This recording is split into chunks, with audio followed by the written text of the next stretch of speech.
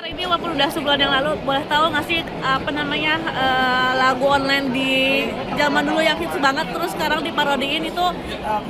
Itu bukan baru diparodi, itu diparodi udah lama, saya udah tahu. Kenapa kemarin saya angkat, bukan karena diparodiinnya, saya udah tahu. Saya nggak tahu orangnya, tapi udah dari bertahun-tahun yang lalu ada yang parodiin.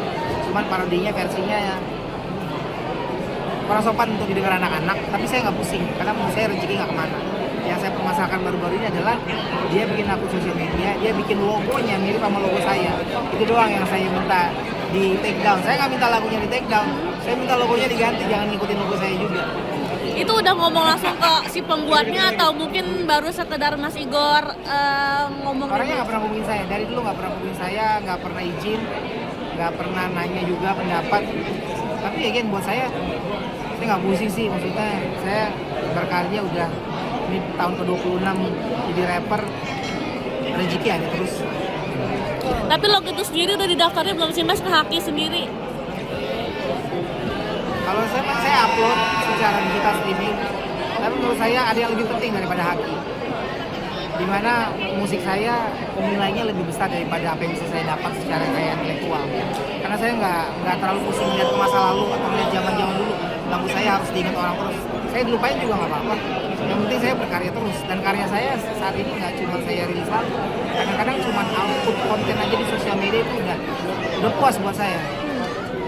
Sebagai pekerja kreatif di tengah gempuran ekonomi, status hukum industri kreatif yang belum jelas, AI, saya survive aja karena saya beradaptasi dengan perkembangan zaman untuk tahu tempat saya di industri, bukan menyerah sama kondisi. Nah kalau itu tahu logonya mungkin dipakai sama orang itu dijiplak lah istilahnya ya, itu taunya dari mana? Ada yang nge-tag di Instagram. Jadi kalau nggak di-tag juga saya nggak tahu, karena saya nggak nyari-nyari tahu juga. Udah ketahuan pasti orangnya tuh orang mana atau Gak sama tahu. Mas Igor? Nggak tahu, orangnya juga nggak pernah ngomong sama saya. Saya juga nggak tahu orangnya siapa.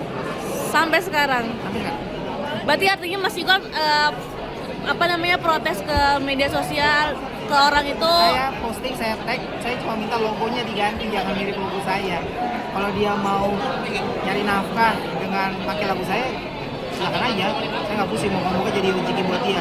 Cuman request saya, logonya jangan mirip. Setahu saya, sebelum dia tiba-tiba hilang dari sosial media, dia udah ganti desainnya. Cuma nggak tahu dia jadinya kayak gimana. Berarti tanpa ada dia konfirmasi respon ke Mas Igor, tahu dia udah ganti ganti logo kayak gitu Mas? Dia ganti, terus tahu saya orang-orang bilang akunnya juga hilang. Jadi saya juga nggak tahu gimana ceritanya. Oke. Berarti sejauh ini dari Mas Igor sendiri nggak ada mau nge-show segala macam orang itu, ya udah biarin aja jadi ladang. Sejauh ini berarti Mas Igor nggak mau nge-show orang itu sendiri atau ya udah biarin aja jadi ladangnya buat? Bilang, rezeki saya nggak kemana.